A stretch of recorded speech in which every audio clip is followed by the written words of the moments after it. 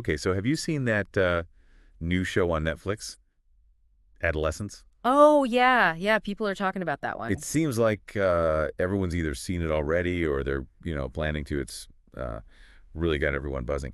So today we're going to take a deep dive into adolescence, All right. but we're going to do things a bit differently this time. So instead of just, breaking down the plot or talking about the actors, although I hear they're phenomenal, we're going to look at adolescence through the lens of Stoicism. Interesting. A philosophical approach. Yeah, exactly. And you know what?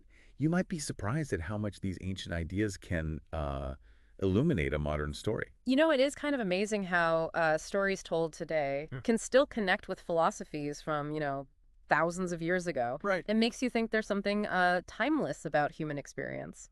Absolutely. So, for those who haven't had a chance to watch it yet, Adolescence basically revolves around this seemingly normal family, Yeah. you know, but then things take a really dark turn when there's this, I guess you could call it a horrendous eruption of violence. Oh, wow. And what really struck the reviewers was that this wasn't like a case of, long-term abuse or anything. It just sort of explodes out of nowhere, Yeah. which makes it all the more disturbing. Yeah, you can see why that would be so unsettling. Totally. It kind of makes you wonder, could this happen to anyone? It's like a sudden reminder of how fragile things can be. Like all that stability we think we have Yeah, could just shatter in an instant. exactly.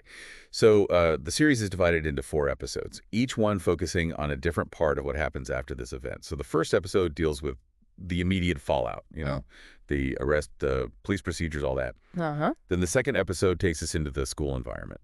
And the third one, it shifts perspective, and we see things through the eyes of a psychoanalyst. And finally, in the last episode, we see the family trying to pick up the pieces and deal with the long-term consequences. Mm. The reviewers were really impressed with the acting. And they also talk about the unusual way the story is told, with these long, continuous shots and camera angles that are kind of restrictive. They don't let you see everything. It sounds like they're really playing with the viewer's perspective. It builds all this tension and keeps you guessing the whole time, like you never really know the full story, which is interesting because... It's like real life in a way, isn't it? We rarely have all the information. Exactly. So, okay, let's bring in Stoicism now. You familiar with that? Yeah, I've heard of it, of course. In a nutshell, it's a philosophy that emphasizes reasoned self-control and really understanding what's in our control and what isn't. It's about developing that inner strength to face whatever life throws at you.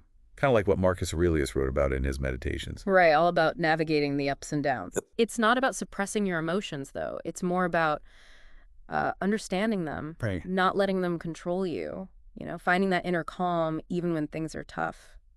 So how does this all tie in with adolescence? Well, let's start with emotional turmoil and self-control.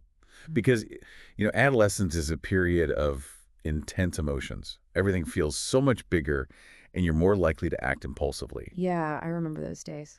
And the text we were looking at, it really highlights that. All those conflicting feelings, the potential for making rash decisions. Now, think about the characters in this series. I mean, there's this horrible act of violence, a family falling apart. It's got to be a pressure cooker of emotions. Exactly. The YouTube review talked about the son's anger and the parents just, being overwhelmed with grief. And from a Stoic point of view, it's not really about whether they feel those emotions or not, because of course they will. It's about how they handle them. So Stoicism teaches us that we may not always be able to control our feelings, but we can control how we respond to them. It's about taking a moment to pause, recognizing the emotion, and then choosing a rational course of action instead of just, reacting instinctively. That's a good point. And Marcus Aurelius, he talks about this too, about how important it is to not let anger or passion take over. Right. So when you watch Adolescence, you can't help but wonder, are there moments where a character loses control, lets their anger or passion get the better of them, and it leads to even worse consequences? And on the other hand, are there times when someone manages to step back, think clearly, and maybe even de-escalate the situation? Or, make a better choice? It's like those moments become turning points in the story. They do. And it all comes down to that self-control or the lack of it. Right. Stoicism kind of encourages you to really look at that cause and effect. Like, did someone's impulsive decision fueled by anger actually make a terrible situation even worse? Or did a moment of calm, reasoned thinking actually prevent more harm from being done? These are the kinds of questions that Stoicism makes us think about. Okay, so let's move on to another big idea in Stoicism. Mhm. Accepting what you can't change. This is a hard one for a lot of It us. is. The philosophy is all about recognizing and accepting the things that are outside of our control. Stuff like what happened in the past, other people's actions, like the basic nature of human beings. Right. And in adolescence, you have this horrific act of violence that the family can't undo. And that acceptance, it's not about being passive or indifferent, It's a very active kind of acceptance. It's about looking at reality straight on, understanding where your influence ends, and then focusing all your energy on what you can actually control, Right. which, according to Stoicism, is mainly your own thoughts and actions. So for this family dealing with this awful tragedy, a Stoic approach wouldn't tell them to ignore their pain or pretend it didn't happen. It would guide them towards accepting this new reality. And Yeah. instead of getting stuck in those endless cycles of what if or feeling resentment about the past, Right. the focus would shift to how they move forward. Exactly. Because dwelling on what could have been or wishing things were different, that just creates so much mental anguish. And Stoicism is all about freeing ourselves from that. Acceptance in this context means finding a way to live with what happened, to rebuild, and maybe even find meaning in the aftermath. Exactly. Oh, and remember that line from the mother in the YouTube review? I think it's okay for us to say we could have done better. That's an interesting one, right? Yeah, how do you see that connecting to Stoicism? Well, at first it just sounds like regret, Yeah. But there's also this stoic undercurrent to it. It's like she's acknowledging the past, which can't be changed, but it also suggests this movement towards self-compassion and focusing on what they can learn from the experience rather than just, drowning in guilt. That's a good point. It's similar to what Marcus Aurelius said about not dwelling on worldly distractions or human failings, but instead turning back to a philosophical life, focusing on our inner state and the choices we make. It speaks to that human capacity for self-reflection and growth. Even when you're dealing with such intense suffering, Yeah. it shows a willingness to learn from what happened without being completely defined or paralyzed by it, which is definitely in line with Stoic principles. Okay, let's talk about something else that's really central to Stoicism. Virtue and inner strength. So for the Stoics, things like wisdom, courage, justice, and temperance, these were the ultimate good. They believe that true happiness comes from cultivating those inner qualities, not from seeking external validation or, material possessions. Makes sense. That way you have a kind of foundation that can't be shaken by outside forces. No one can take your virtue away from you. And in adolescence, we see these characters in incredibly vulnerable positions. They're probably facing judgment from their community, law enforcement, maybe even from each other. So a Stoic perspective would ask, are they seeking approval from others to feel like they're worthy? Or are they tapping into some inner reservoir of strength and integrity? Are there moments where a character chooses to do what's right, even if it's unpopular or really difficult? And those are the moments where the Stoic ideal really shines through, right? When you choose to do what's virtuous regardless of the consequences. Exactly. And Marcus Aurelius talks about how we should be more concerned with our own rational faculty and acting justly. He says we shouldn't worry too much about the flaws or actions of other people. Right. Instead, we should focus on maintaining our own moral compass. And this ties in really well with how the Stoics view fate and adversity. They didn't believe that bad things happened because the universe is out to get us. They saw adversity as just a natural part of life, something that can even help us develop our character and resilience. It's like a test. When we're faced with hardship, do we just give in to despair, or do we find a way to draw on that inner strength and face the challenge with, wisdom and courage? And the events in adolescence are definitely a huge test for this family.